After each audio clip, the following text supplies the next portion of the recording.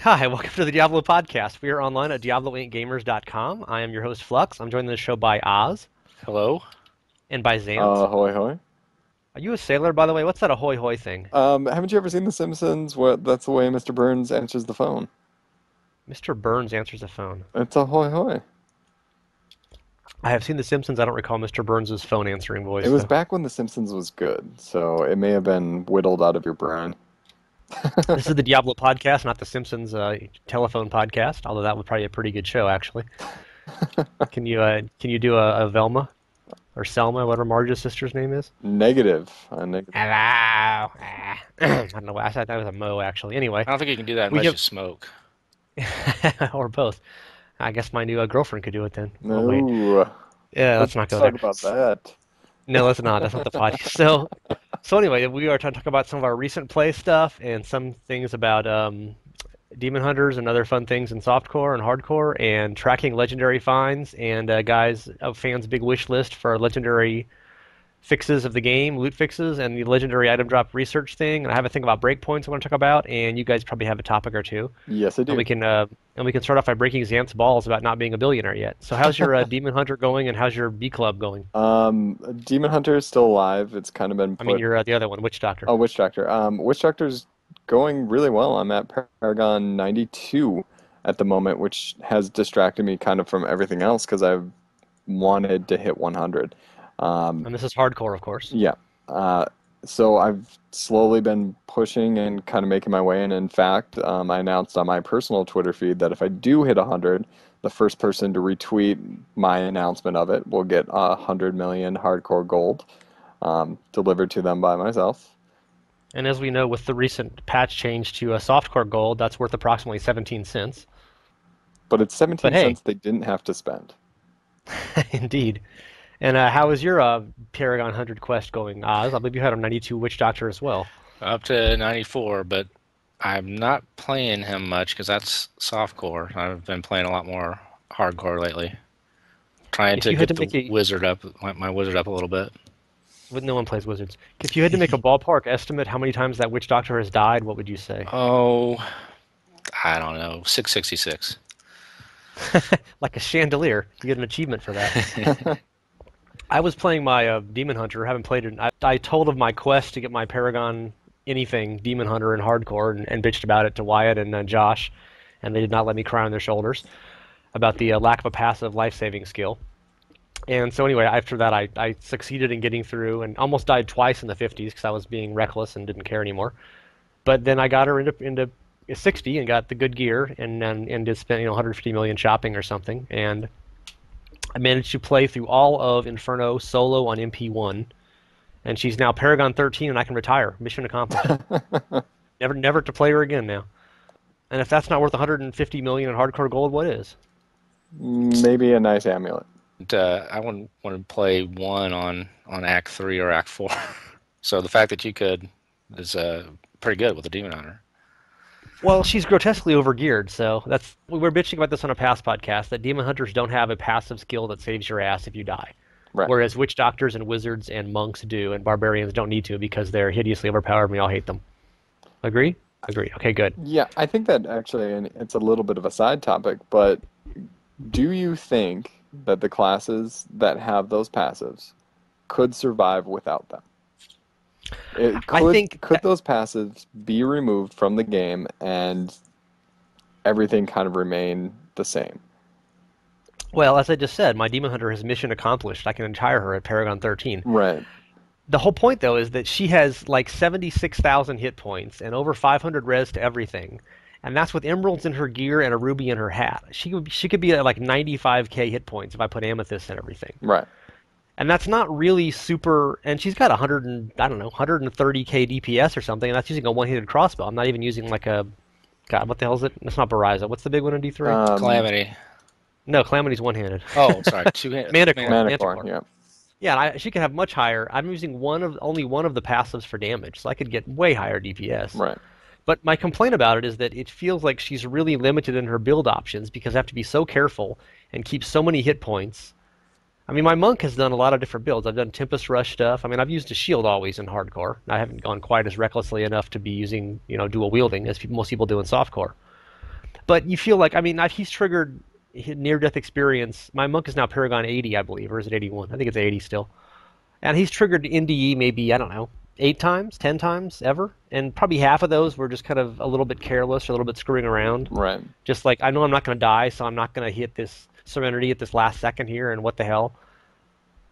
But, I mean, obviously those would be, 8 or 10 times he's dead. So I can't say it wouldn't have worked. But if he were, to answer your question, sort of, Xanth, this is what I was thinking of myself. If there was not near-death experience on monks, my monk could have 80k hit points. I would just have a lot different gear and have a lot more vitality, and just be more careful. And you'd have to run back from confrontations a little more often. And you guys play Witch Doctors, and one of you has not used Spirit Vessel a great deal, I would imagine, since it's softcore and who cares, right?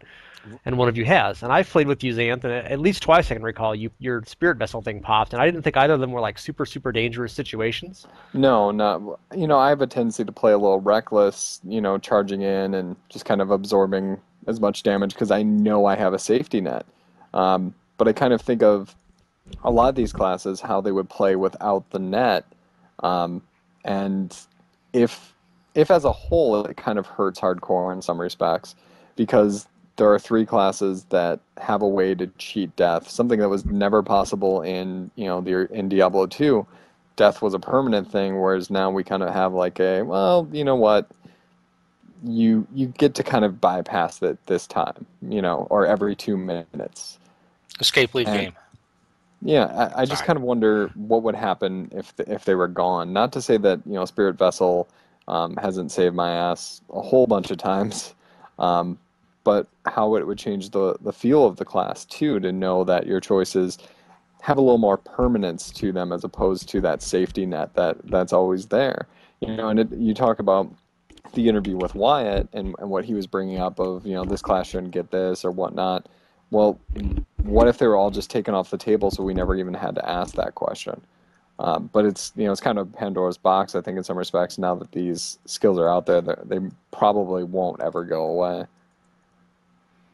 So you're getting into hardcore fairly recently, Aahz. Are you playing more of the characters? I mean, obviously you like a Witch Doctor. That's your main alt, and it's your main character in softcore. Yeah. Did you consider when you were planning what am I going to play in hardcore? What are you going to do with this? I did, but I got my last hardcore Witch Doctor to Infernal Belial and died there, and my Spirit Vessel only procced 1 time that whole time, which was Belial. Then I died anyway. Points well spent there. Yeah. And, the Spirit Vessel is the one, though, that has extra functionality because it gets you a couple seconds cooldown on Spirit Walk. So it could have been useful at other times where, I wouldn't have had to have the fatal damage because I was able to hit Spirit Walk a couple seconds sooner. Anyway, yeah, so I worked up a Barb because a friend of mine was doing a monk, and I wanted something, I wanted the take advantage of the OP Barb, and I'm looking here at the screen now. Then I switched to a wizard because I was afraid you guys wouldn't play with my Barb at all. It's not fair. And well, Xanth would just kill him. That's right. Hey, he'd laugh about it on Twitter. Come to the fields of misery and explain why your DPS is so low. Anyway, so then I went to the wizard, and I got that 300 million to 255 net for those pants, and I spent it all on the wizard. And I'm looking at the screen now, and the wizard I'm up to about 590k EHP, and the Barb that I spent about 10 million on has 816 EHP. I mean 816k. It's so out of whack, and some people say that the wizards are unbalanced too, but I apparently don't play well enough for that to be true. But so that was kind of where I'm at, and I decided, well, I'm going to build up a wizard. So that's where I've spent the gold. So you're playing only the overpowered class? Yeah, apparently. As I was talking texting Xanth when we started here, I was making jokes about how he's only playing the wimpy classes. He only plays a monk, and he only plays a His previous was a monk. Now it's a witch doctor. He's got a wizard too, and those, of course, are the wimpy classes in hardcore because they have death cheating passives. Real men, like myself, with my retired demon hunter, or play barbarians because they don't have death cheating passives. And there's rumors about barbarians being overpowered, but I think we can all debunk that quite easily, as Aahz just did. Oh wait, he just said the exact opposite. But so is it more of a real man sport? Not to insult our female listeners or players, but I mean, metaphorically speaking, to play non-death cheating characters. You put on Tough as Nails and Nerves of Steel and Superstition. You've got like 3 death cheating passives. I mean, it doesn't proc when you take fatal damage. You just never take fatal damage. I don't know. Well, speaking of that, I sent Xanth a link, and he was laughing about it. I sent him a couple weeks ago. One of the people who's often leading our ladders is this guy Dana Scully. Is his account name. I'm an X-Files fan, no doubt. And I was looking at his account the other day because he was like number 2 on the ladder at one point. And in his Fallen Heroes list, he has dead barbarians in hardcore. These are Paragon levels. His dead barbarians on his account: 77, 30, 23, 25, 79, 50, 53, 37, and 4. That's impressive. He has 10 dead barbarians, all in Paragon levels over time, and he currently has living 24, 13, and 61 barbarians. Those are all Paragon levels. So, and who knows? Those are only the ones that he saved. If you have a hero that dies, you don't save it. That doesn't even show in the Fallen Heroes list. Does that thing max out at 10, by the way? Yeah, it does. So maybe that's all. Maybe it's full. He's got even more. So yeah, apparently barbarians do die in hardcore sometimes, even for very expert players. Maybe that was all before the 104 patch. That would seem impossible, but I guess it's possible. Yeah, it doesn't quite work. My thought on that is that they should go back to Diablo II in a patch and build him a statue on Mount Ararat. There should be a 4th statue up there. If you kill more than 10 Paragon level barbarians in hardcore and D3, you deserve a statue, in my opinion. Why don't you tweet on that, Xanth? Yeah, I will. I knew a guy, he doesn't play as often, but he played a monk, and he was going through monks like they were going out of style. I had my monk at the time, and I was, trudging through like 50 to 70, and in that time, I think he went through 5 different monks, and each monk would pass me in Paragon levels and then die. And I was just amazed, one, at his speed, but the fact that he had the determination to just keep going. I remember I did a piece... And now he's got a Paragon 100 monk. He doesn't play anymore. Yeah, but I did a piece on... I forget the name of the person, but a guy who had lost his barbarian at 99 and then immediately threw himself back at a barbarian and got it back up to 100. And that's like having a level 92 witch doctor right now, and if I were to lose that, I can't imagine immediately starting right back with another witch doctor. I would kind of want to break from it. Probably do a demon hunter or something. Well, yeah, I have a living wizard, demon hunter, and barbarian that I might throw myself at, but one of those not for long apparently. No, not at all. But it's very interesting, the dedication that some people have and the determination to kind of keep going with it.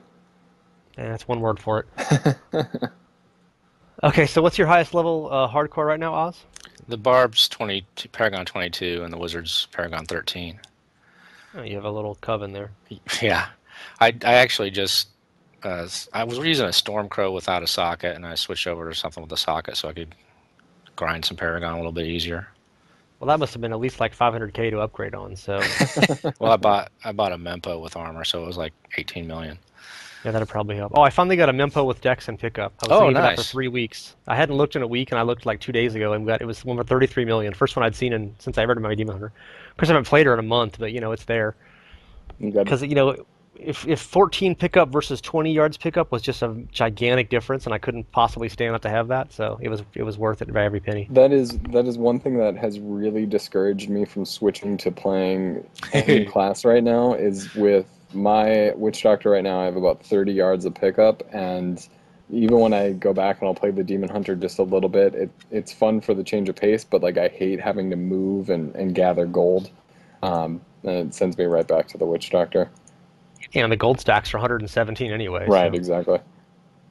Okay, so speaking of that topic, I wanted to mention Sharagon levels a little. We were talking online the other day in the game, And I was like, I don't want to play anybody else because I have no MF. You know, we had this whole Sharagon thing, you know, weeks ago we were talking about that.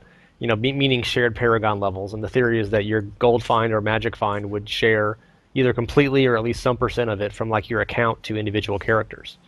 And so when you did your new, you know, whatever, your new Demon Hunter or Witch Doctor or whatever, you're at Paragon 1, you don't have, you know, 17 magic find.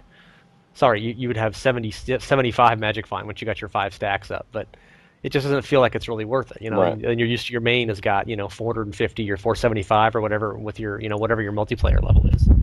And have you guys given more thought to the shared Paragon system, and have you come to think I want that now?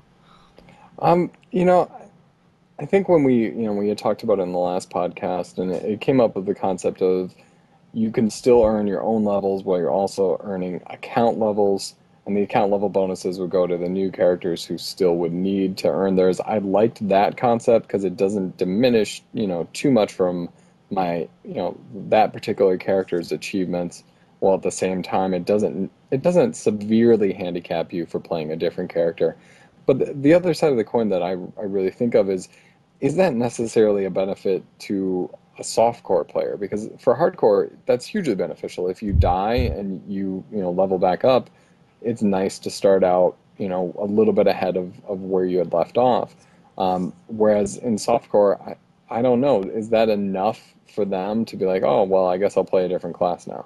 Well, I had when I was doing softcore still until I switched over a few months ago. I had a monk at 80 and a demon hunter at 60, and the other three were like Paragon 10 to 20.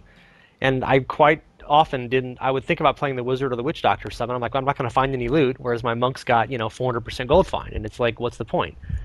So it wasn't that I was worried about dying, but it's just you don't feel like you're getting rewarded. I mean, we all have the same thing in Diablo 2, where you get a character. There weren't Paragon levels there, but I had characters that were really powerful and really efficient and kind of fun to play, but they had very low magic find on their gear, and it was like no fun to ever play them.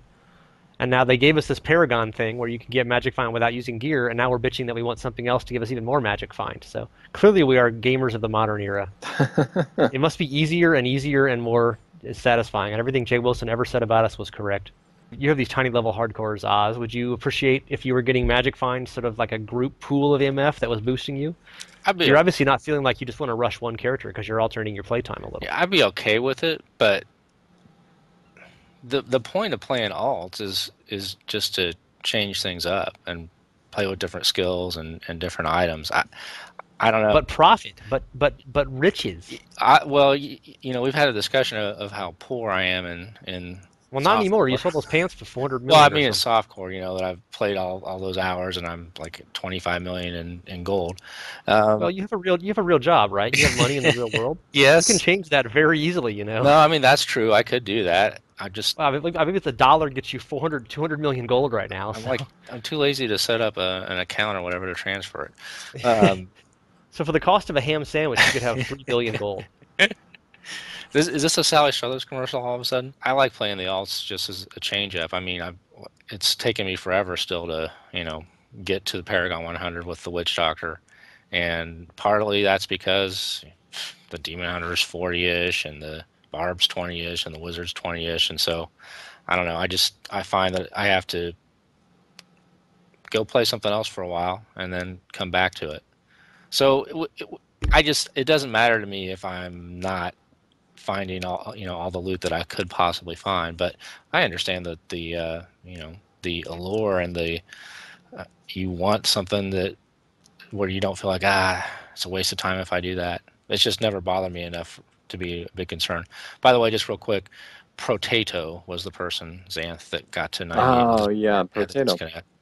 Yeah, sorry. He doesn't play that much anymore. No. Okay, we were going to talk about next topic. We're going to talk about some of the loot. This guy, Mr. Monster or Mr. Monstrosity or something like that, posted this big Fanifesto. I love that word, by the way. About all of his. I think he called it Loot 2.0 or something, and it was kind of a grab bag of concepts. But right. It was on another fan site. And he posted it on BattleNet as well, and it was gorgeous presentation. It had all these like really awesome pictures he'd mocked up with like one of his cool things was that legendary items should have different, you know, the little orange beam me up Scotty graphics should have like little sparklies around it if they were like a higher level item or something. Right. Which looks really awesome when you have like 10 of them in the same screenshot. But, you know, I don't know about you guys and your magic find, but I don't often see 10 legendary items at once on the ground. In fact, I don't think I've ever seen two at once on the ground, unless one of them was Leoric's rib. I've had the dual legendary drop twice in the entirety that I played the game, where two legendaries dropped at the same time. Other than that, well, that's why you're in the B club, obviously. But I did like those particle effects, and I think it would be kind of cool to switch it up a little bit. Not the other thing that, obviously legendary drops, being what they are, we can kind of look and say, well, we wouldn't see that, but if the drop rate does change a little bit, then maybe that's how you start filtering, and maybe you stop picking up the ones that don't sparkle. Are you really going to skip legendaries though? I mean, Sparkles, the brimstone, right? No. The brimstone's still useful. I'm starting to at this point. Like, there was a pair of gloves that dropped in one of my games today, and I knew they were frostburns. And there was no point to even pick them up. Like, no matter how they roll, they're going to be a brimstone, and I really don't need a brimstone right now, so it was just kind of, I'm going to slow down to pick it up, or I can just keep going. And I just left it. It's the same thing with Keys of Destruction in Act 1 now. I think I've got about 50 of them. I've just kind of stopped picking them up. Well, what are the odds you're ever going to get 50 of Act 2 and 50 of Act 3 to match up with them, Exactly. It's not going to happen unless... if the next patch comes out and Act 2 and Act 3 are like the greatest farming areas ever, in like 6 months you'll be really sorry about that. Right. You'll be like, now I've got 85 keys from Act 2 and Act 3 and only 40 from Act 1. God, what was I thinking? So somehow you need pickup radius for legendaries too now, is what you're saying. Not just gold. It's got to just suck them up from half the screen over. I've wanted pickup radius for light blues forever. I mean, since the game came out almost. Right. I mean, just to get crafting materials and gems. Of course, you'd also get potions, but you can drop those. Yeah, well, they're in stacks of 100 anyway, so. Yeah, we're digressing here. So anyway, this guy had the cool thing about his post. He had these really nice pictures and stuff. Right. But then it was like, I'm not one to critique anyone's WOT attack, their wall of text, given what I tend to write and stuff. But yeah. So I went over the whole thing and put like bullet points because we had I wanted to make a post on our forums about it because it was getting a lot of chat. And so I did that, and there's basically eight point arguments in it, all of which can be reduced to a sentence or two. And it's, the first point is he wants the drop rate of legendary items to scale with quality. Higher level ones should drop less often, and he wants different graphics on the lower ones. That took him 11 paragraphs and 4 pictures to describe in the art. So I was like, that's amazing. I mean, I'm as I said, I'm not the one to comment on this, but it was like, it was funny because I broke them all down to these 8 bullet points and put it in our forum post here and said, I obviously had a link to the official thing and said, read the whole thing if you have the time, or at least scroll down through it because it's got pretty pictures. And like the first 10 replies, like 8 of them were like, yeah, these ideas are meh. They're just kind of whatever. They're kind of interesting, but they're not realistic or whatever. But if you looked on the BattleNet post or even on the Reddit post I saw about it, it was like, everyone's like, oh, these are amazing. This is such a great post. I love this. They should put all this in the game right now. And to me, that seemed to really argue the importance of presentation. You have big, pretty pictures and lots of like colorful language that's selling this stuff instead of just a quick bullet point list of the actual fixes. People were just like falling in love with it, and it was like, oh, this is amazing. And I bring all this up because it's funny because I mentioned this to Lyleria, our Diablo III community manager, head female, and she didn't comment on the guy's article. Obviously, Blizzard plugged it and they thought it was cool. But I mentioned the whole importance of presentation because she did a community post about that and said, we're going to put a link into the other places that are talking about it. And she linked into the forum post that I did about it. And I said, did you notice the comments? That most people are just kind of like meh, where other places they're like going over crazy. And obviously the presentation of the pictures is really important, and you guys should consider that. Next time you have, Travis Day or Wyatt Cheng or whoever does a developer blog, don't just give us 6 paragraphs of, light blue text, right? Right. Screenshots, mock-ups, remember when they introduced the artisans forever ago, they had a whole video about it and Jay Wilson narrating it. So half of it was good then in that case. If you could always mute it and it was still pretty fun. Well, even if you look at like when they were doing the legendaries, when they redid legendaries, there were videos there too that, again, they didn't tell you what they did, but you saw sparkles coming from a gid bin or a pus spitter. And you were like, ooh, sparkles. Yeah, that looks good. That's going to be a good weapon. And that's really mattered in the game, hasn't it? Yeah, because I've not seen a witch doctor in game that doesn't use a gid bin. Me either, including yourself, I'm sure. I was so sad about that. I wanted that item to be awesome, and it's not. I used one for many levels for the magic find until I got my Paragon up. So anyway, I don't know if Lyleria was telling me this in confidence or not. She didn't talk anything about the guy's report or whatever, but she said yes, that we do worry about presentation of stuff, and that a lot of us are old school and been here for years, and we used to just be able to put out developer blogs with text. Right. And they're really trying to find ways to incorporate more images and do more multimedia and stuff. And you obviously see Facebook and Twitter and stuff. People like words if they're only about 14 of them at a time, and they like pictures and they like Vine and they like Instagram and they like all these other little things that I don't know if it's the dumbing down of the internet or America or modern culture or whatever, but a lot of people like quick visual presentations as opposed to lots of words they have to chew over. Well, I think they want the information directly and quickly, and I think that's why you get such social media that it takes the information and makes it a little more succinct. If you're just browsing through. If you see a new presentation of information about a game, would you rather have 10 paragraphs of text or a 5-minute video? Which can you more quickly digest? For me, I mean, I would rather have the reading. I've always preferred reading over the option of a video. Like whenever I click on a news article or whatever and it gives me a video, I kind of get frustrated. I'm like, no, I wanted to read that, not see it. But I can see where a lot of people just are like, reading? No thanks. Give it to me on where I don't have to really think.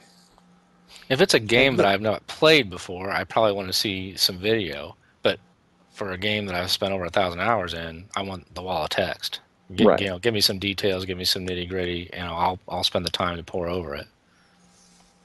And we're all old and male, and we don't know what the world's coming to these days. So darn these kids. You actually do know, Xanth, because you teach high school. So if your kids could take tests and video versus reading, what would they do? Oh, they would always do video. That's easy.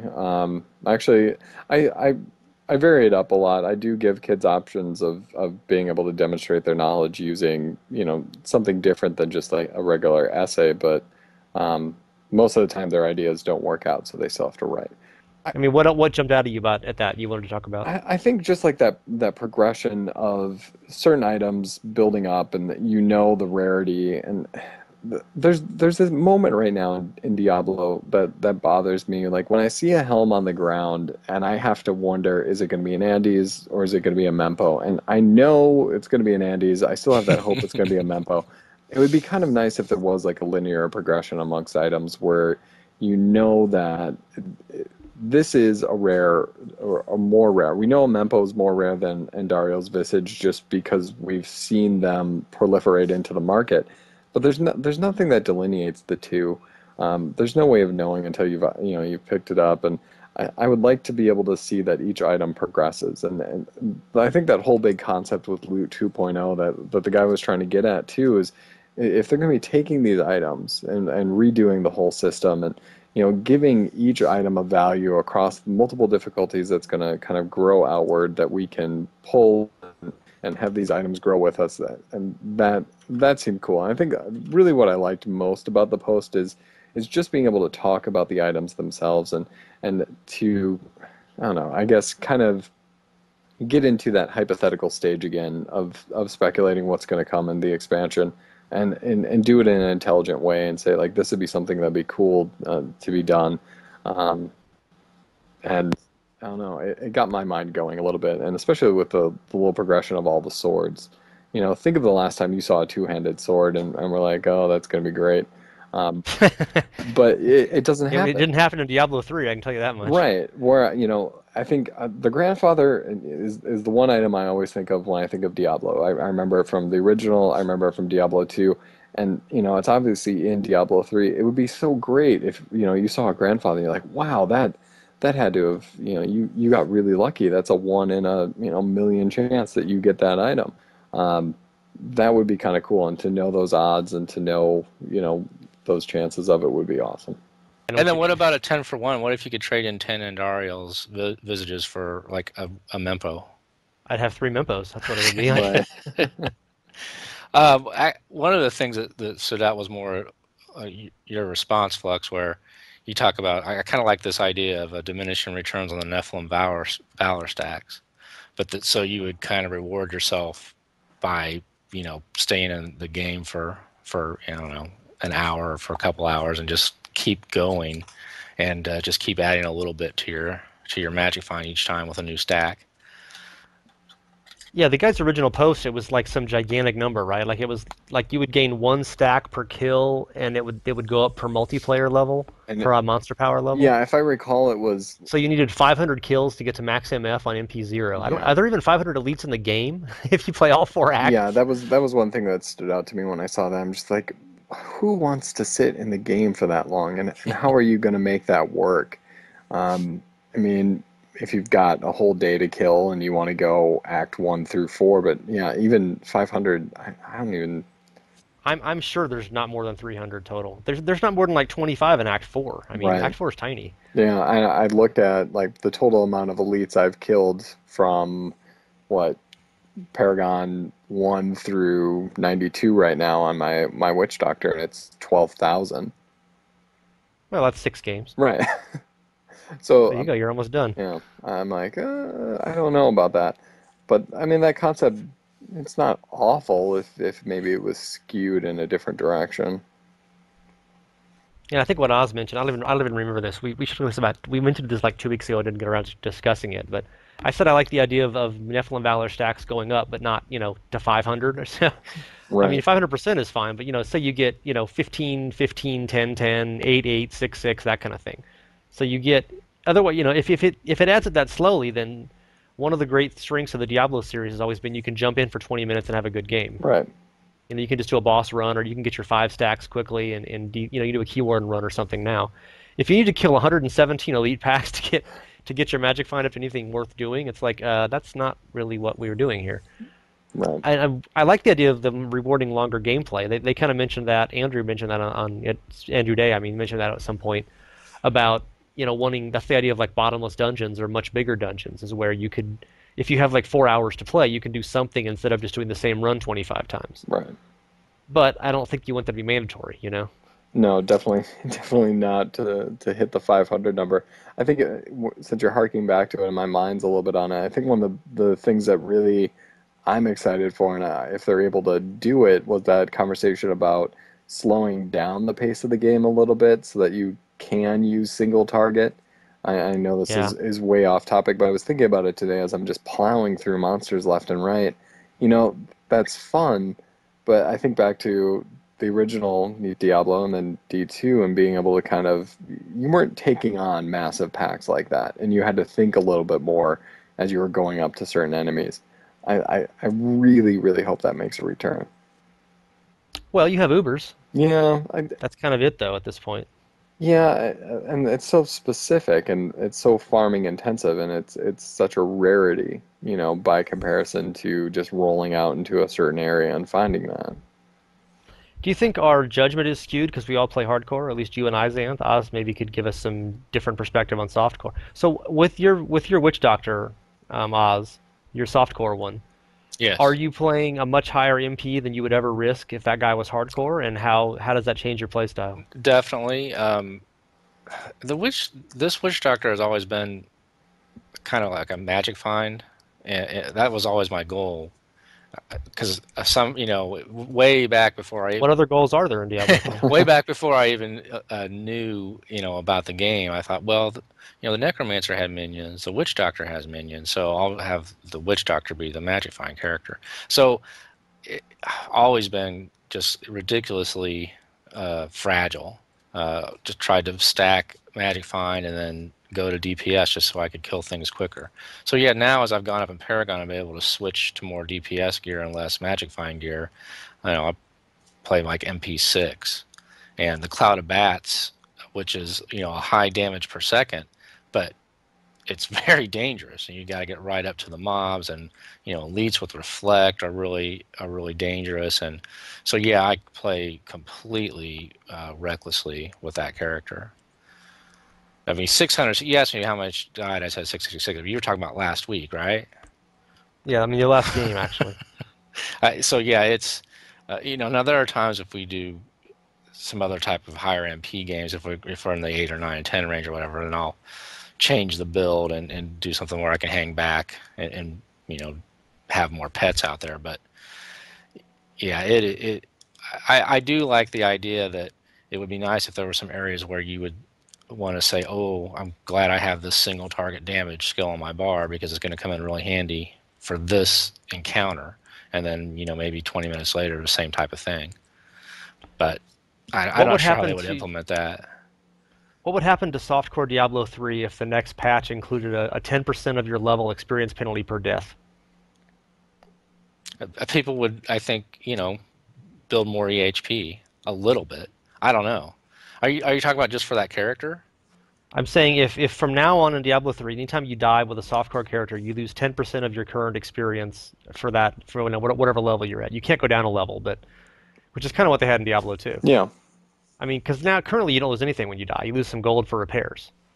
But I mean, I wonder if people, the vision I get of people talking about what they're playing sometimes, and even you just saying, if you're going to higher MP levels, are people just kind of zerging their little corpses across the game? And unless you're doing an Uber solo, there's never any problem with that because you can just restart at the last checkpoint, or Uber and Act Boss, I guess. And so it seems like people just talk about they play the highest level they can play where they're not dying absolutely constantly. Because, of course, there's no reason not to. That's why you get the biggest rewards and the biggest magic find. But what if you're actually... I guess if people just want a magic find, they still wouldn't care. But no, but it's many people seem like they're trying to level. Yeah, I say it's especially true since the 108 experience, multiplier got changed. Now, like if that weren't there, you might stay down in the lower levels to try to find more items. But with the experience too, you want both the magic find and the XP boost to get your paragons as quickly as you can. So if your witch doctor had been, say you were level 80 when that last patch came in, and they had put in that experience penalty thing, would you still be level 80? If you were playing the way you have since then? It's probably not, because I would tune down the MP level a little bit. Yeah, so, but I mean, if you had continued playing the way you are since then, I mean, obviously you wouldn't have, but... Sure, yeah, I mean, maybe 85, I don't know. It's, but yeah, it's, once the MP gets up high enough, like one savage beast is going to take me out, and it's hard to always anticipate where those guys are going to charge. So, yeah, it would not be where I'm at now. It would definitely be lower. I kind of be okay with that because again, most of the point of that character is to try to find as many items as I can. Yeah, well, exciting. I'm obviously in no hurry to get there, or else I would have been pouring more time into, get into P100. It's like, I'll get there eventually. Yeah, but if you were constantly dying and not leveling, I think it'd probably get frustrating. Well, yeah. People complain about that in D2, so probably. Yeah, but in D2 though, I mean, it wasn't that huge of a penalty though. And maybe, I can't really be a great representative of the softcore community, but I can't imagine you wouldn't want at least something to discourage you from dying. I mean, in video games since the beginning, you've wanted not to die, and it seems like in Diablo that there really isn't anything that makes you fear death. Prior to switching to hardcore in Diablo 2, I played softcore, and I remember. It sucked to die because not only did you lose a little bit of experience, but you also had to run back and find your corpse so that you got your stuff back. I think that would be a nice little system to have in Diablo 3. You need to rephrase that. You need a system for other people to suffer when they die, because otherwise they will exploit the game and cheat. Nobody wants penalties for themselves. Right. Other people who are going to cheat them. Okay, so go ahead, Aahz. I was just going to say, I think they tried to incorporate that in the early days when repair costs were so expensive. But the problem was repair costs were expensive even if you didn't die, and so that kind of faded away over time as the patches came out. Right, and it's the question of, would those repair costs be that expensive now by comparison? Well, no, because we're all billionaires now. Oh wait, well, some of us are billionaires now. Yeah, it'd be a lot easier to handle after you've had game time and picked up all that gold. That's one of the things I've seen people mention a lot when they're talking about including the Mr. Monstrosities wish list. And other people are like, if you put in gold sinks that matter to people who use the auction house a lot, they're absolutely over the head of anybody who's self-found. So I don't know how you can really, in-game gold sinks are really tough to deal with when you have an auction house. Right. Because I recall before I was using the auction house really at all, when I was still doing softcore back, months and months ago, I could almost not afford to upgrade the gems I was finding. Was how little gold you found in the game. Much less anything else. But I mean, you literally, it cost. You recall when I think it was 103 or 104 when they changed it so you no longer found square gems in Inferno, you only found flawless squares. Right. That was almost bankrupting me because flawless squares cost 30K to upgrade, and the next step down costs like 100 gold to upgrade. And so now half of what I used to find that cost 100 gold now costs 30. So basically every gym cost me 15,000 more gold than it used to. I think it worked out to something like that. And I couldn't afford it. It was like, Jesus, I can't afford to upgrade the gyms I'm finding. And obviously you don't need to upgrade, every topaz or whatever if you're playing a different class. Right. But that's how hard it is if you're self-found on gold. And I'm sure it's different today if you have, a Paragon 90 and they've got 440% gold find or something. But no, I agree with that. I ran into the same thing. Since I was playing all 5 classes, I wanted to upgrade all the gems, and I couldn't keep up hardly. So that was, I think that was definitely an issue, and yeah, it probably isn't as much now. And then you found your Inya's pants, and all those worries went away. No, I have in hardcore. I've got like stacks of, I've got 100 topazes sitting on a storage character. Like, I don't know if I'm ever going to upgrade these. Or that's worth like 22,000 gold, right? Yeah, right. Wait. Stacks of topazes? That's like 1,000. I have one stack. They're worth like 180 gold a piece or something. Right. I think coming back to the Mr. Monstrosity post, and since we're talking about gems, I did like that concept of higher level gems dropping from harder content. It does get kind of frustrating. You're playing on a higher MP and you're only seeing flawless squares drop, and the hassle it takes to craft anything, above, a perfect gem or whatever. I mean, I never even craft them, but because it's so laborious, it'd be nice if you could get a little bit closer. I'm not saying you have to be dropping, Marquise gems everywhere, but it would be nice if you were seeing those higher level ones drop, even if it's minutely, even if it's at the rarity of, a legendary set plan, maybe not that low. But which you never found either. Yeah, so there you go. Yeah, exactly. But at least somebody's out there getting them. I think that would be nice. And one other thing, since we're on it, and I was thinking about it, he has that huge thing, and you've already touched on it, Flux, but the concept of earning rewards for identifying new items, right? And the one thing that came to my mind when I saw that was because he makes a big emphasis that you would have to find it and you have to ID it, and that would be a big deal. But there's such a huge unID'd item, marketplace now that there wouldn't be as much of a sense of discovery. And maybe for some people there would, but for the person who's really just looking to get that bonus or whatever it happens to be for each item type, they're just going to go out and they're going to find a way to buy it unID'd from somebody else instead of having to go and search it out for them. Like that's what I would do. Like if I found out, like if I was able to identify all, the witch doctor knives or something like that myself, all 3 of them, or 5, whatever it happens to be, and it was going to give. Well, there's going to be like 12 once they have the drops scaling through the whole game. All right, so we'll say 12, and that was going to give me, twice the radius of zombie bears. I would go out and I would make sure I would just buy them all that way, as opposed to having to hunt them down. And I think that's one little area I think he didn't necessarily think, because if there's a bonus that's attached to it that's going to help you min-max your character, you're going to do that.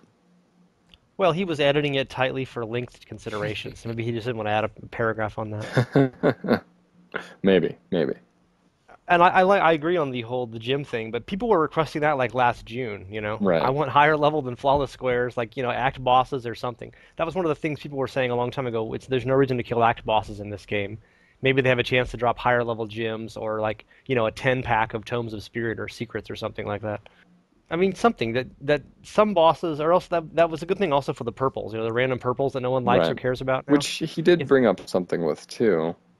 Yeah, and that was another thing that was vastly unworkable and overcomplicated, but it was a good idea. Yeah, I mean, I like the concept of taking the purple monsters and giving them a purpose in game. But yeah, the multitude of crafting materials and stuff like that, I can't imagine that from a design Well, at least you couldn't just go buy them in the auction house. Right.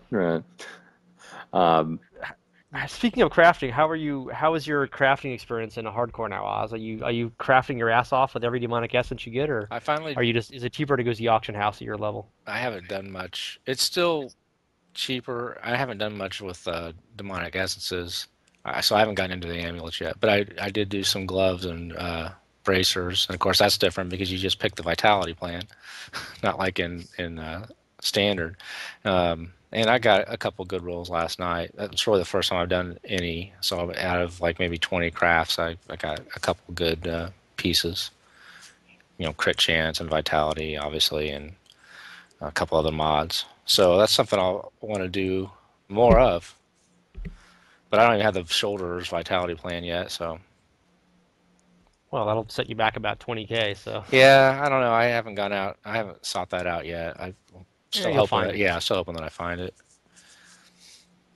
Okay, one other topic. I've been doing this legendary item drop research survey thing, and it's stuff that I've talked to about you guys previously and other people I know in the game, and I put a forum post up about it, and there's like 45 replies now, and people are making some interesting topics, some interesting comments on it.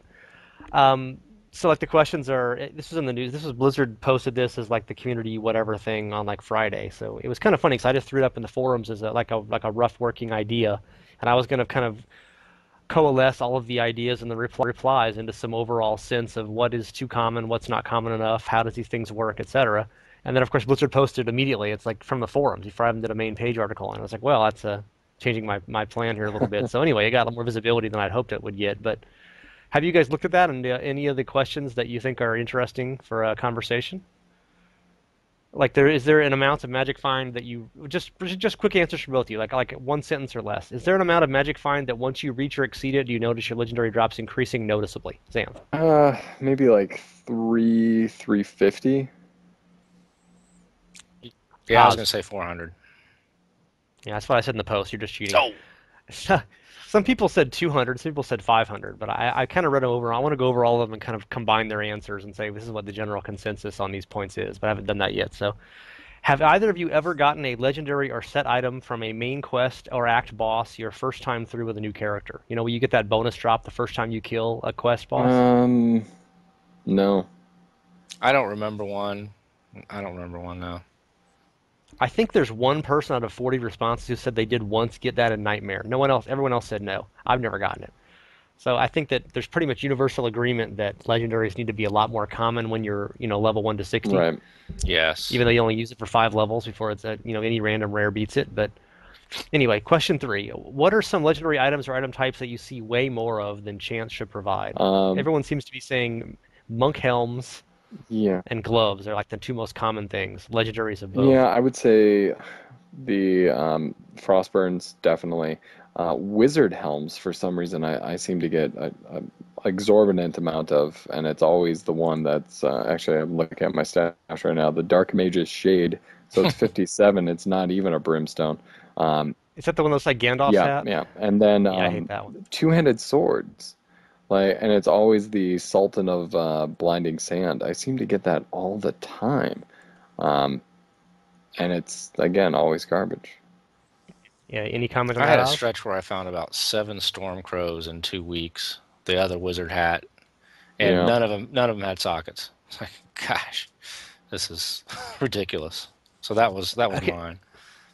Yeah, and the flip side of that coin, are there any legendary items or set items that you've like never seen or seem way less common than they should be? And everyone says Mimpos and Witching Hours, pretty much. See, I would go. I've found in my time. Actually, it was what 2 weeks ago. I found a Witching Hour one day, and then the next day I found another one.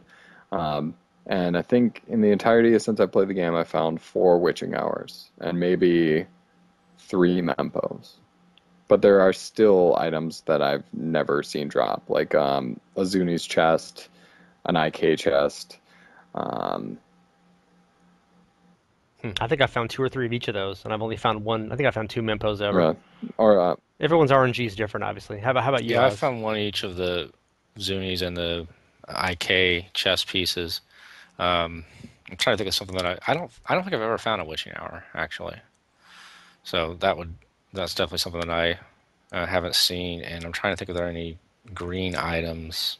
I think I've found just about all of those, so at least once.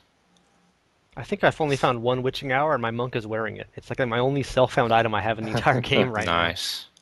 And it's not perfect, but it rolled big decks and like 58 arcane and really good and like 943 on the crits. Nice.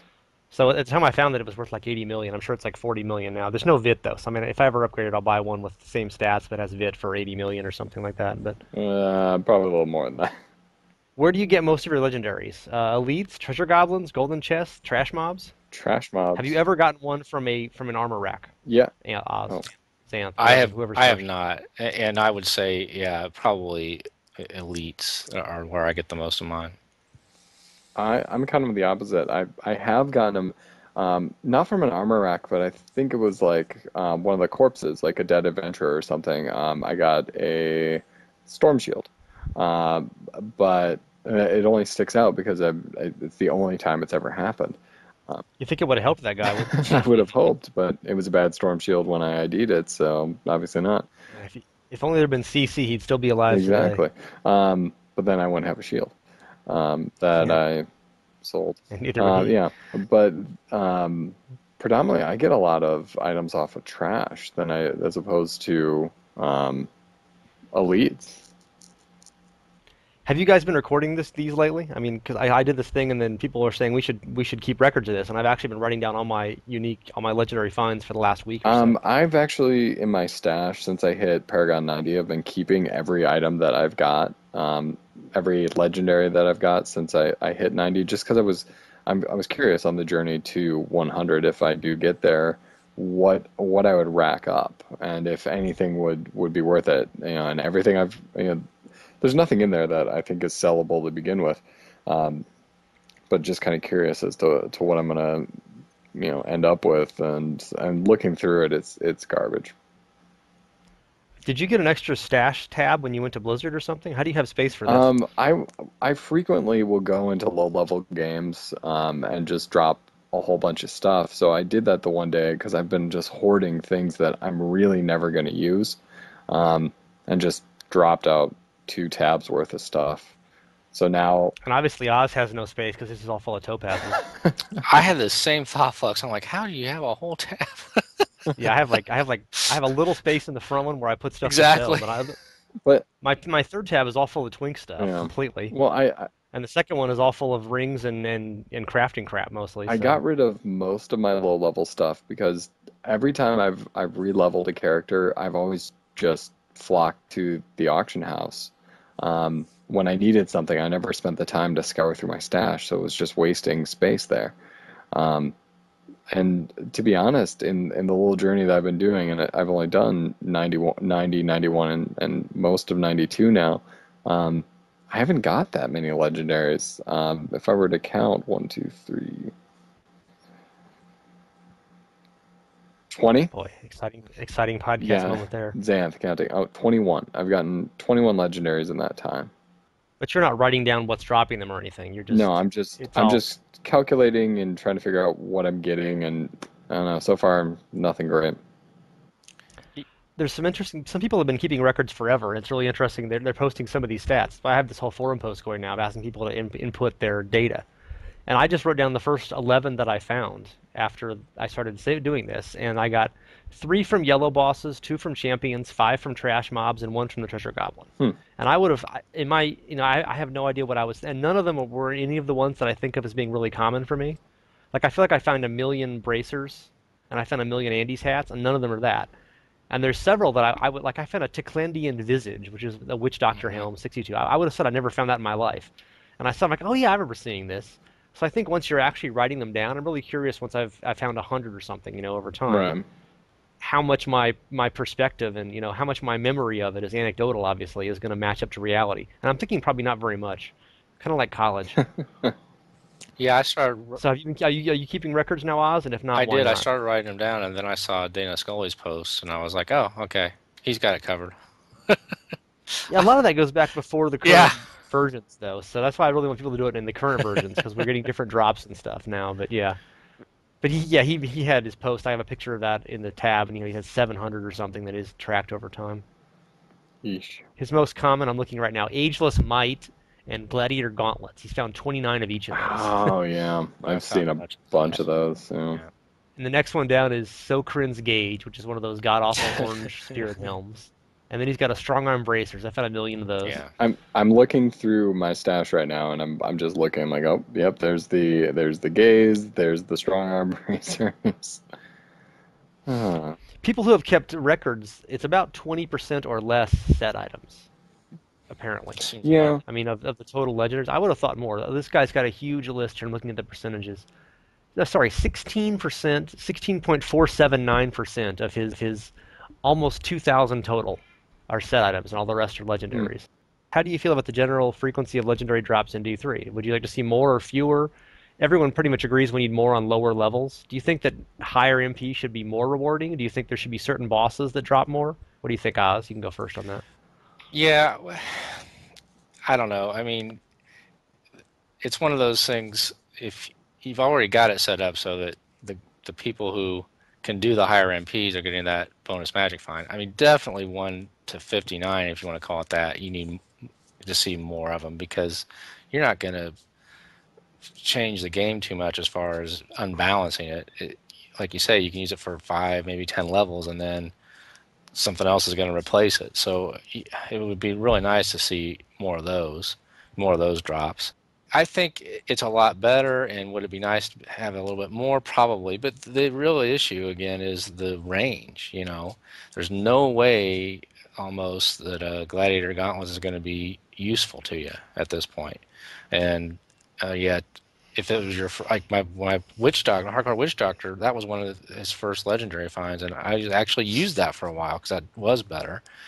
The spread is okay, great. I got the strong arm, that's okay, and then Lacunes is better. Like that to me is the right balance, where strong arm would be useful for most people until you get into the you've established yourself, you've done a lot of crafts, but Lacunes would probably be even better for you.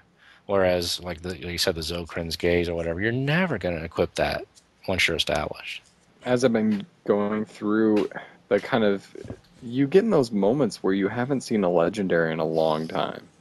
And I think that's the moment that of just frustration with the game where you're just like, it's got to happen. When's it going to happen? And even if you're at max magic find and you're still not seeing them, that just seems off when you go back to Diablo 2 and you knew going into Mephisto's room that you may not get something that was great, but you were at least going to see something there. And there's kind of that rewarding nature of like, oh well, it's crap, but you know, at least I found something. Whereas now, in terms of the rarity, especially as I've looked through the drops that I've got, it's frustrating to go for an hour or so, and then you do get a legendary, and it's Frostburns. That I would like to see a little more on the drop end just for that to alleviate the sting of finding a bad legendary, because for some people that bad legendary is the only one they're going to see for a couple days, depending on their magic find or whatever it is. Um, Or months if it's last right, year. right, exactly. Um, so something there, is it? I don't want to go to the extreme of guaranteed legendaries, but is it something that at least has a better chance of dropping legendaries or something to that effect, so you can at least have some reassurance in that. But right now, that for me, that's a little frustrating, especially like when you're at the cap and you're still not seeing them that often. The first question on that is there a magic find level that you find that you really notice your legendary is improving? And for me, it was definitely like 300, and now that I'm up over 400, it seems like it's 400. But I just remember being at like 200, and you just never see them. I mean, you'll see one like every third game or something. And then once you get much higher, you can kill so much faster, and you get so many more legendaries. It really seems like a rich getting richer kind Right. of thing. Like once you've got your foot in the door, it's like you just get so But many. But I don't know how else you do it. I mean, you want to reward people for doing harder content with better right. gear, right? But it's even, when we talk about the magic find thing, it's even spotty with that though too. Because I had games when I was in the 40s that were, I would get two or three legendaries in it. And, I've got games now, I'm thinking earlier today, I played, I think like 3 games at Paragon 90 and didn't see a single legendary. And RNG. I know. I think that's the more frustrating part is when you're dealing with RNG as opposed to a guaranteed drop. Well, if you get on after the podcast, I'm sure you've got a Frostburns with your name on it, so Yeah, I'm sure. it'll take care of that problem right away. Well, actually, when we were starting up the podcast, I played through a full game and didn't see a legendary at all. Well, you deserve one. You're only level 90. What do you want? 92. I want more. I want to be a billionaire, and I want all the best items to drop immediately. But just for you. And is that just for you, not for everybody else? Of course. And you want Aahz and all of our characters to die immediately to a fallen imp, and then you'll be perfectly happy. That would actually be nice. And should I send you a vial of my tears that you can drink, or do you just want to know about it? I would like to put it up on a shelf so I can occasionally look at it. So the fix to legendaries is quite obvious. I figured it all out now. Everyone agrees they should be more common at lower levels. I think really they should bump it considerably. That when you get that bonus drop when you first kill an act boss or a quest boss, and you're doing that. You first time you get to Leoric is like the first rare you ever see in the game usually. I mean that shouldn't be a guaranteed orange, obviously, but it would be nice if it was like a pretty good chance. Right. Especially 1 through 60. Once you get to Inferno, even that would be cool. You only get to do them 4 times. I mean, I'm sure you guys remember the D2 days where you would run characters just to get to the runes from the Act 4 quest that I'm blanking on, Hellforge. Right. Yes. And it was a guaranteed. You don't want a guarantee, but it would sure be nice if when you first took your character through each act and got each quest, you had a really good chance of getting a legendary, even if it was on Inferno. You only get 4 chances of that on Inferno with each new character, And I don't think people are going to be like power leveling characters to Inferno just to get that, but they might, and if so, great. That gives you something else to do in the game. It's variety. They don't want to. I mean, muling and twinking is obviously pretty easy in Diablo 3 because people like muling and twinking. They like to be able to zoom up and rush characters and stuff. And there's obviously you have to put some limits on it. You don't want an instant level 60 button, but at the same time, nobody wants to grind. Okay, not nobody. Very few people want to grind 60 hours with self-found to get to level 50. Right. It's not. That was fun last May. We don't want that now. Yeah, and if people really abuse it, you could bind it or something. Yeah, well, that would be a nice thing too. But the other thing is that people really want, if not runs again, Diablo 2 style. It's nice. Mephisto was nice, but I mean, obviously that was pretty exploited. I mean, certainly by me at least. Other people did it as well. And so people don't, the act bosses don't really work that way in Diablo 3. They're too easy to get to. I mean, you can start a new game and kill Asmodan in 30 seconds, You won't have any stacks, obviously, but so they can't think that. But I mean, I think that'd be a great thing to combine if they do bottomless dungeons or really deep dungeons, and every 10 or 15 levels in a dungeon, there's some special new purple. Maybe it's like an Uber kind of situation. There's like a room in the dungeon, so it takes you a long time to play to it, but it's like a mini reward. Once you get there, you got a really good chance of getting a legendary, and obviously you're finding stuff along the way. And such, well, I mean, couldn't they just do that? Just having objectives, having a longer term goal. If you do something special, you have a better chance to get this. It's not all just RNG. Right. Well, I mean, couldn't they do that too? Like, there already are achievements in the game that track your progression of going from the beginning of an act to the end of the act. So couldn't there be a way that, if you start on Act 1, Quest 1, and you go all the way and kill, the Butcher, would that be a way of triggering, a guaranteed legendary drop when you kill him? It's a Butcher's Cleaver every single time. With 622 one-handed DPS. Right, and it's just amazing. But that could be something that they could do. If you do that quest, and if you do that in under an hour, it just drops a fiery brimstone to save you time. Yeah, but I don't want to play the whole Axe Center. I want to play new dungeons, new bottomless dungeons. You're asking for new content. I'm just saying, I'm just trying to figure out a way that they could do it with what they have right now. Yeah, well, that's not going to happen. Okay, so speaking of new content. Last topic, Diablo 3 expansion. I just relaunched our longtime infamous guess the release date of Diablo 3 thread, but for the expansion. There's like 25 guesses so far, and one of them's probably correct, but we don't know which one yet. What is your Diablo 3 expansion release date estimate as? I'll go with...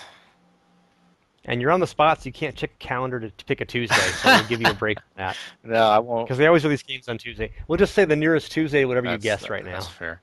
Just save you having to. I don't know. I mean, furiously. I guess I'll go with what I would have thought. That newer convention release makes me wonder, but I'll still say, what's this, February 1st, 2014. Wow, February. You're on track. What do you think, Sam? I'm gonna say summer. I want to say like maybe early summer, maybe in May to coincide with the 2 year, or June. The earliest guess right now, I haven't updated the list in the last few hours, probably 10 more predictions by now, but the earliest one previously was May 5th, 2014. So you're now the earliest guess there, right. Aahz.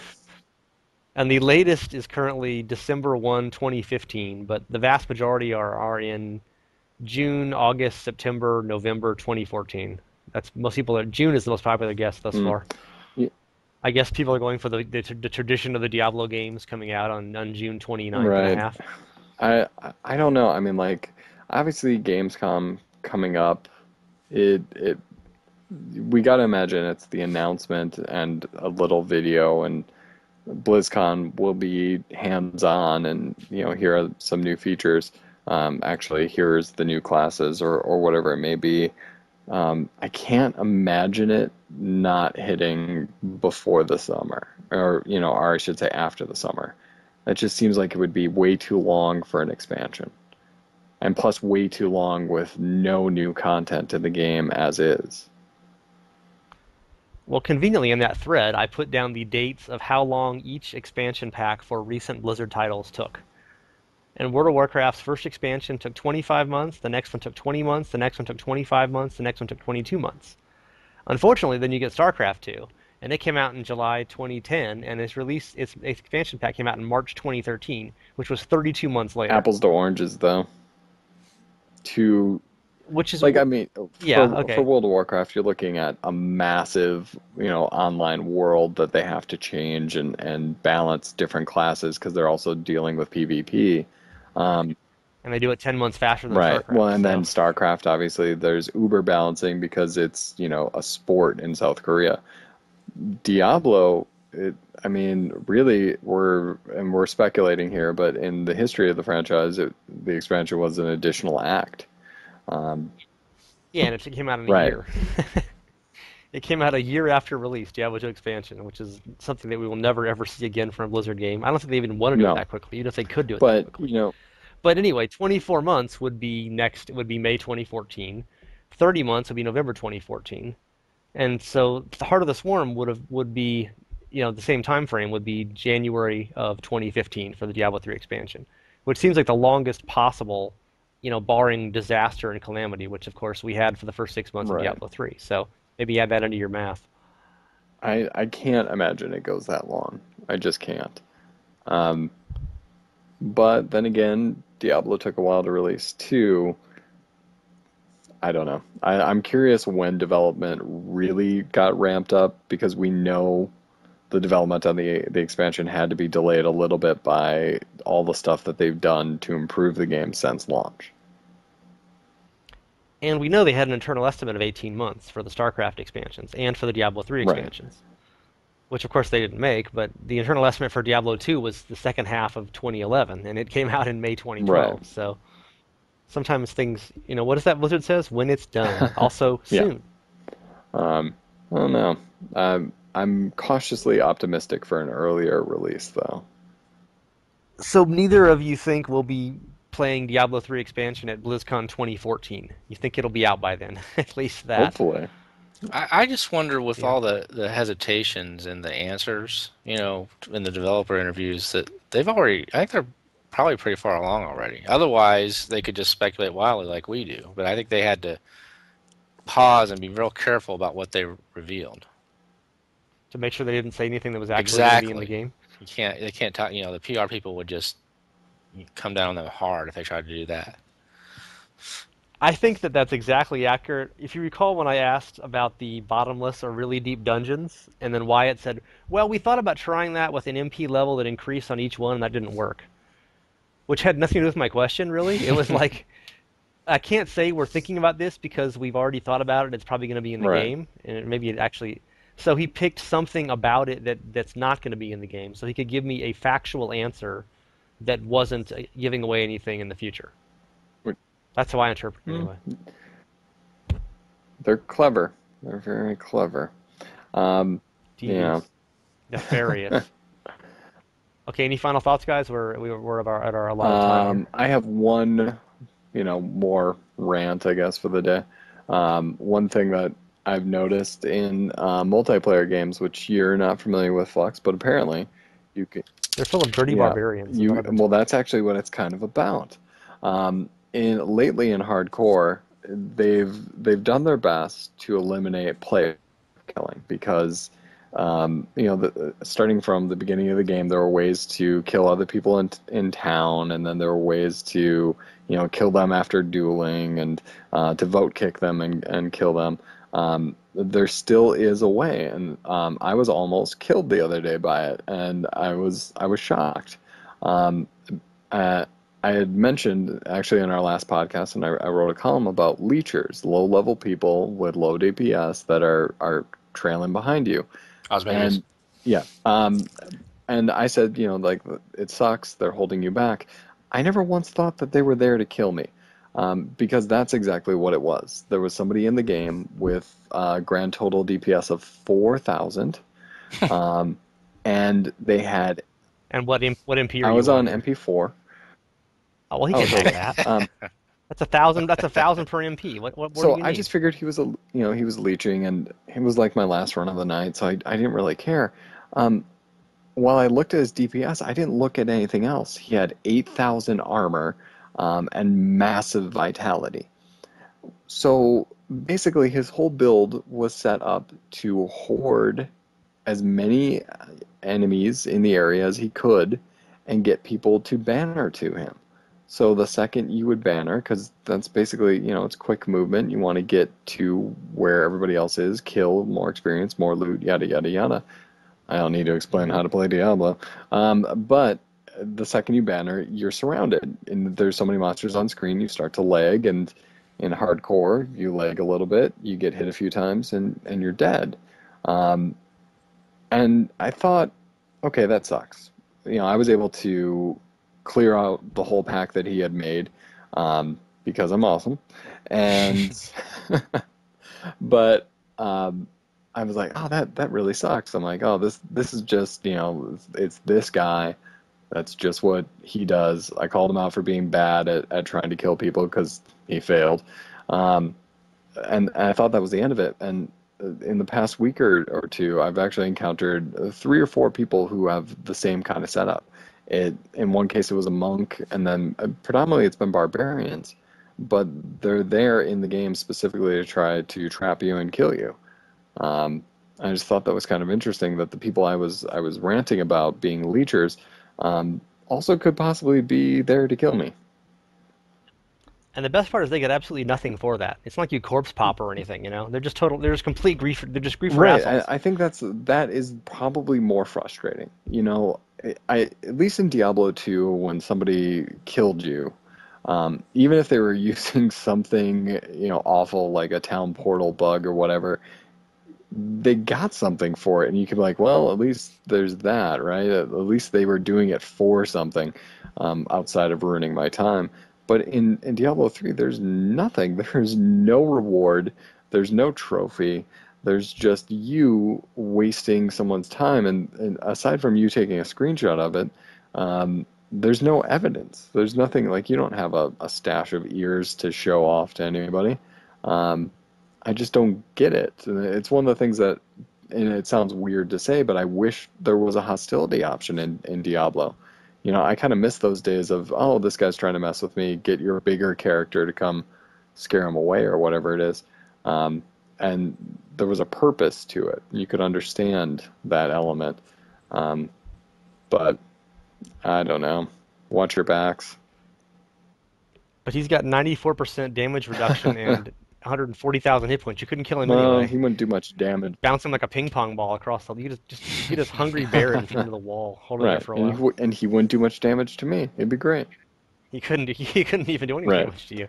Um, yeah, I just Well, there is a brawling option now. I'm sure when you called him out, he was happy to go fight you yeah, fair and square. yeah, and then we got lost trying to find it because we've never used it. Um, Yeah, but and there are no consequences anyway, so it's right, irrelevant. But other than yeah, that, I just thought that was really surprising to me, and I'm writing up a little post about it to kind of serve as a warning because one of the sad things about the Diablo forums, and obviously we can do it on our forums, but you can't call people out. You can't be like, especially because if you go to their hardcore forums, it's a nice little niche, and people are very friendly. But you're not allowed to call people out for doing that kind of stuff. That's harassing other members by Right, name. and really, they were harassing you first. When you Well, they're trying to waste your 500 hours of character play. You're calling them a mean name on a forum. I mean, obviously yours is much worse. Right. So just to kind of get the knowledge out there, and somebody had posted about it too on the Diablo forums, just about that whole process, and it stirred up an interesting debate, saying, there's no point in complaining about them. You just need to not suck, yada yada yada, internet stuff. But I'm just like, they're also complaining like you have to be bad to die to that. I'm like, I don't necessarily think so. You're just trusting in the people that you play with. And I think that's the worst part. Is I like playing in public games. I like playing with other people. And now I was in a game with a monk who had low DPS and obviously a lot of vitality and a lot of armor. And they were just there kind of as a support to vortex the monsters in, and we would whittle them down. And they were a great player, but the entire time that I was playing with them, I refused to take their banner. I would go out of my way because I was suspecting that they were going to try and kill me. Inadvertently or otherwise, yeah. So that kind of sucks that you lose a little bit of trust for the people that you're playing with. Don't take the mystery banner. Well, warning to you there, Aahz. Yeah, I ran into somebody when I was with the wizard in hell difficulty, and he was just parking himself at the beginning of levels. And I almost died because I got too cocky and thought that I could handle, I'll just, kill stuff. And little quillbacks almost got me with the, molten and vortex. And I was so, kind of upset because we were playing a game and then we got to Belial and 3 of us stayed and killed Belial, and while we were fighting him, this guy sent me an invite.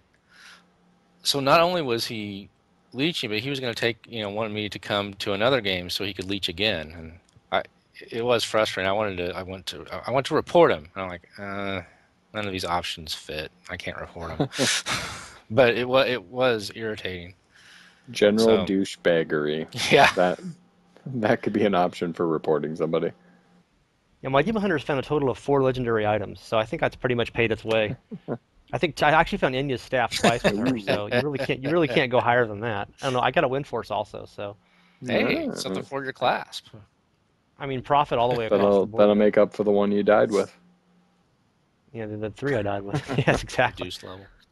Okay, guys, any last thoughts? We are at our allotted time. No. You've been listening to the Diablo podcast. We are online at diablopodcast.com. Actually, not anymore. We're online at diablogamers.com. And the notes for this show will have links to all these forum posts and stuff we've been talking about. So you can, if you're listening and not reading the site regularly, you can do that and get in our release date pool. There will be prizes for the winner. Prizes. And hopefully me. My guess is 9th of December 2014. So I'm on the long side there, just like in real life. And everything will be fun, and we'll see who wins the contest, and that'll probably not find that out forever and ever. But next podcast, we can talk about maybe some Gamescom, hopefully what's coming up soon, and some other speculative thingies. And maybe some of the developers will speak again. We had that whole burst of developers, right up before the Fan Site Summit and then afterwards. And it's been a month, and we haven't heard a peep, It's all just community managers. I imagine they're going to go silent until Gamescom. Yeah, probably. Hopefully after that we'll get some interviews. We can talk about whatever the new thing. New shiny. It's too bad because we have this blue tracker, and I read every blue post, and there's been like 2 a week that are newsworthy. I mean, they're all just, people are asking about Paragon, Sharagon levels or something, and all the community managers say is, well, Wyatt talked about that recently in this interview, and here's a link, and here's the transcript, and a lot of them are my interviews, so I can't really complain. I mean, they're plugging it constantly.